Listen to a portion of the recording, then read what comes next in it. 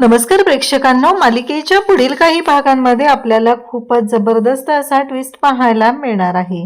कारण आता हे मल्लिकाने नाटक केलेलं आहे. तिला खूप त्रास होत आहे. स्वानंदीला ओरडा बसावा यासाठी तिनं सगळं केलेलं असतं. आणि मग स्वानंदी डॉक्टरांना बोलवते आणि डॉक्टरांना बोलवल्यानंतर स्वानंदी डॉक्टरांकडून मल्लिकाचा चेकअप करून घेते. खरं तर घरातल्यांना तरीही कोणाला काही विश्वास वाटत नसतो. यापेक्षाही वाईट गोष्ट घडत असते ती म्हणजे अर्पिताने सरळ सरळ स्वानंदीवरती आरोप लावलेले असतात. तर इकडे स्वानंदी त्याचबरोबर निकिता या दोघींनी एकत्र येऊन एक गोष्ट ठरवलेली आहे आणि ती म्हणजेच काहीही झालं तरीही आजीपर्यंत आपण हे सत्य पोचूया. निदान आजीला तरी स्वानंदीबद्दल ज्या काही भावना आहेत त्या आजीच्या मनात तरी पॉझिटिव्ह राहील. कारण आजीला असं वाटत आहे की स्वानंदीने मुद्दा म्हणून हे सगळं केलेलं आहे असं आनंदाने निकिताने ठरवलेलं असतं. तर आता आजीला हे सगळं सत्य कसं सांगितलं जाणार, डॉक्टर नक्की काय सांगणार आहेत ते आपल्याला पाहायला मिळणार आहे. त्यासाठी हा व्हिडिओ शेवटपर्यंत पहा. त्याचबरोबर चॅनलवरती नवीन असाल तर चॅनलला नक्की सबस्क्राईब करा. इकडे स्वानंदी सकाळी उठलेली असते आणि तिने बाप्पाची पूजा केलेली असते आणि आरती ती समरला देत असते. कारण समर ही ऑफिसला जाण्यापूर्वी येत असतो आणि पहिलं बाप्पाच्या समोर तो हात जोडून उभा असतो. मग तो तिथं आलेला असतो आणि त्याच वेळी इकडे आपल्याला पाहायला मिळतं की स्वानंदी त्याला आरती देत आहे, पण समर चिडलेला असतो. समर शांतच राहतो पण आरती घेतो. तेवढ्यात स्वानंदी म्हणत असते, मिस्टर राजवाडे मला तुमच्याशी बोलायचं, एकदा ऐकून घ्या माझं. पण समर बोलायला सुरुवात करणार तेवढ्यात अर्पिता धावत आलेली असते. कारण आता त्या मायलेकींचं नवीन कांड सुरू झालेलं असतं आणि त्याच वेळी त्या दोघीही तिथे आलेल्या असतात आणि त्यांचं चालू झालेलं असतं की नाही, आता हे काय जे काय चाललंय ना ते आपण पूर्णपणे ह्या स्वानंदीच्या हातातून विस्कटून घ्यायचं असंच त्यांना वाटत असतं. कारण ज्या गोष्टी आपल्या मनाप्रमाणे घडतायत त्या आपल्या मनाप्रमाणेच घडल्या पाहिजेत. आता इकडे अर्पिता इकडे मल्लिकाला सावरत असते. मल्लिका पडायला लागलेली असते, तिची वाट लागलेली आहे. तिला जणू काही अटॅक आलाय की एका घटकत ती जाणारी अशी अवस्था तिची झालेली असते. मग स्वानंदी त्याचबरोबर घरातले सगळेजण तिथे येतात. त्याचबरोबर स्वानंदी लगेच डॉक्टरांना कॉल करते आणि डॉक्टरांना बोलावून घेते. मल्लिकाला लगेच त्वरित उपचार मिळणं गरजेचं आहे. हे सगळेजण इकडे असताना स्वानंदीने स्वतःहून डॉक्टरांना कॉल केलेला आहे आणि डॉक्टरांना बोलवलेलं आहे. आणि मग डॉक्टर आलेले असतात. स्वानंदी तिथेच उभी असते आणि त्याच वेळी स्वानंदी जेव्हा हे सगळं करत आहे तेव्हा तरीही कोणाला काहीच वाटत नाही. स्वानंदी मात्र माणुसकीच्या नात्याने हे सगळं केलेलं असतं. तिला वाटत असतं की डॉक्टरांना आपण बोलवलं पाहिजे म्हणून तिने डॉक्टरांना बोलावून घेतलेलं आहे.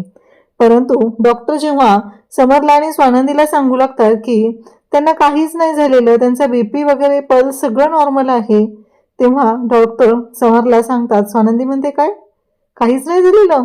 तेव्हा डॉक्टर म्हणतात की हो, त्यांना काहीही झालेलं नाही. आता हे ऐकल्यानंतर समरला सुद्धा धक्का बसतो. समर म्हणतो काय बोललात तुम्ही? तेव्हा डॉक्टर म्हणतात की हो, जे खरं आहे तेच मी सांगत आहे. म्हणजे त्यांचा बीपी पल्स तुम्ही स्वतः या तिथे तुमच्या समोर मी चेक करून दाखवते असं डॉक्टरांनी सांगितल्यानंतर मात्र आता समरला सुद्धा धक्का बसलेला आहे की हे सगळं काय आहे. आणि त्याचबरोबर समर म्हणत असतो म्हणजे, डॉक्टर म्हणतात की हो. मग समरला डॉक्टर सांगतात आणि तिथून जायला निघतात. त्याच वेळी इकडे या सगळ्या गोष्टी घडत असतात. स्वानंदीला धक्का बसलेला असतो. मग स्वानंदीच्या लक्षात येतं मल्लिकाने तिला सांगितलेलं, तिला दिलेलं चॅलेंज.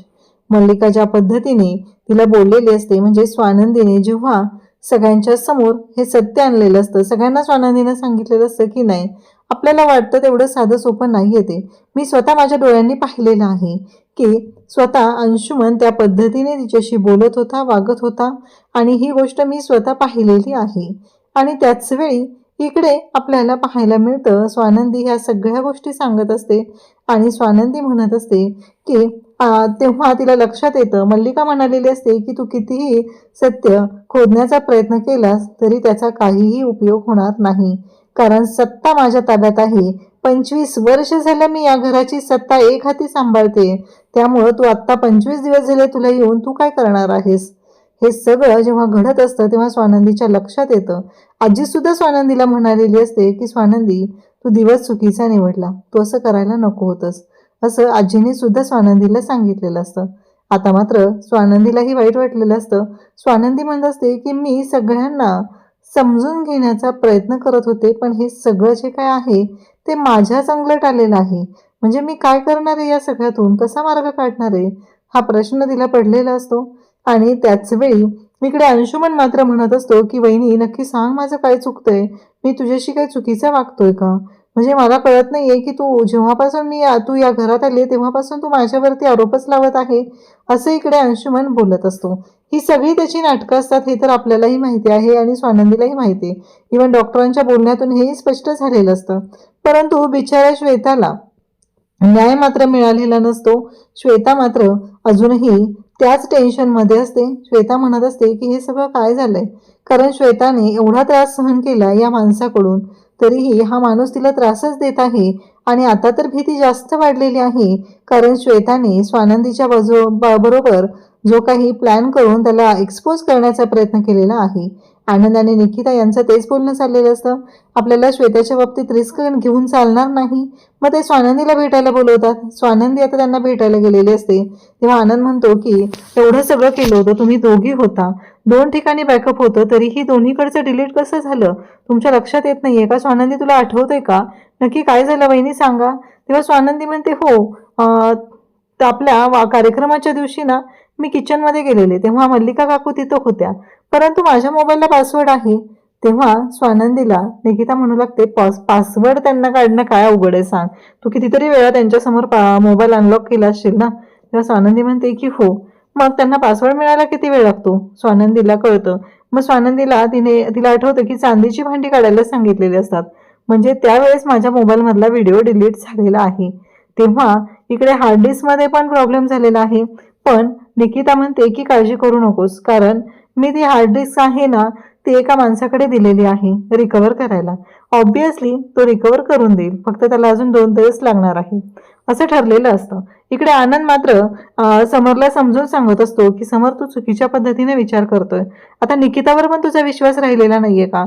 समर म्हणतो की नाही, माझा निकितावर विश्वास आहे, पण निकिताने ज्या पद्धतीने ह्या सगळ्या गोष्टी केलेल्या आहेत ते मला पटलेलं नाही, त्यामुळं मी विश्वास ठेवू शकत नाही, असं इकडे समर बोललेला असतो. आता मात्र धक्का बसलेला असतो. आनंद म्हणत असतो की काय चाललंय तुझं, मला माहिती आहे तू कुटुंबाच्या बाबतीत एवढा पॉझिटिव्ह आहे, पण तुला आपल्या मैत्रीचाही विसर पडलेला आहे, तू माझ्यावर निकितावर विश्वास ठेवत नाहीये. समरचं मात्र एकच असतं की नाही, कारण समरच्या त्या रोहनच्या ताईच्या नादी लागून निकिताने जे काय केलेलं आहे ते मला अजिबात पटलेलं नाही, म्हणून माझा तिच्यावरही विश्वास नाही, असं इकडे समर सांगत असतो.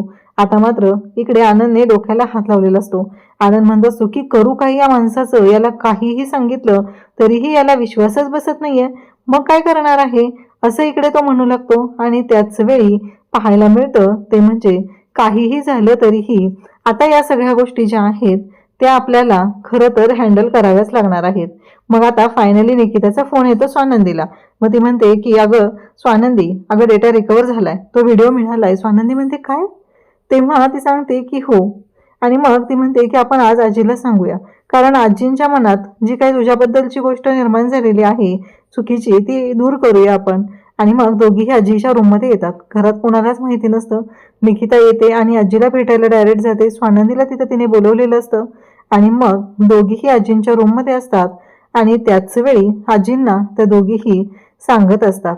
तेव्हा मात्र इकडे पाहायला मिळतं की स्वानंदी हे सगळं जे काय आहे ते दाखवत असते. आजी तिथं असतात आणि मग आजी जेव्हा हे सगळं बघतात तेव्हा त्यांना धक्का बसतो. तेव्हा स्वानंदी आणि निकिता म्हणतात की आम्ही खोटं नव्हतं बोलत, आम्ही खरं सांगत होतो, ती मुलगी खोटी नाहीये, कारण अंशुमन प्रत्येक वेळेस असंच ऑफिसमध्ये कोणाला नाही कोणाला त्रास देत असतो, हे नेहमीच झाले आजी, म्हणून तर आम्ही सगळ्यांच्या समोर सत्य आणण्याचा प्रयत्न केला, पण त्याचा काहीच उपयोग झालेला नाही, कारण 2 ठिकाणी हे बॅकअप होतं आणि ऐनवेळी व्हिडिओ डिलीट झालेला आहे, असं जेव्हा स्वानंदी सांगते तेव्हा आजी म्हणते की मी स्वतः लक्ष घालेल, पण आपल्याला पुरावे लागणार आहेत, कारण इतके दिवस झालं मल्लिकाच्या बाबतीत मला संशय होता, पण अंशू असा वागेल असं मला कधीही वाटलं नव्हतं, असं जेव्हा सांगितलं जातं तेव्हा मात्र आजी म्हणते की बरोबर आहे. आजीचंही तेच म्हणणं आहे आणि स्वानंदीचंही तेच म्हणणं आहे, कारण काहीही असलं तरीही ज्या गोष्टी घडत आहेत त्या मात्र खरंच खूपच भयानक अशा आहेत. स्वानंदी म्हणत असते की आजी एवढंच काय, तुम्ही ऐकलं ना, समर सरांबद्दल सुद्धा तो काय बोलत आहे, त्याला अक्कल नाहीये, तो बिझनेस तो स्वतः हँडल करतोय, मला सांगा समर सर, इतकी वर्ष झाले हा बिझनेस हँडल करतायत आणि त्यांच्याबद्दल हे सगळं बोललं जात आहे, पण समर सरांना ह्या गोष्टी कळतात कुठं?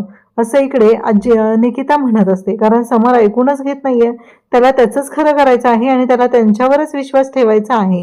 हे जेव्हा आजीच्या समोर बोललं जातं तेव्हा आजीलाही धक्का बसलेला असतो. आजीने सगळ्या गोष्टी ऐकलेल्या असतात आणि आजीच्या लक्षात आलेलं असतं की आता काय करायचं. कारण आता काहीही झालं तरीही त्यांचा प्लॅन असा आहे की स्वानंदीला घरात राहू द्यायचं नाही, ही गोष्ट लक्षात आलेली असते. आणि आजी मात्र म्हणते की ठीक आहे, मी बघते काय करायचंय ते.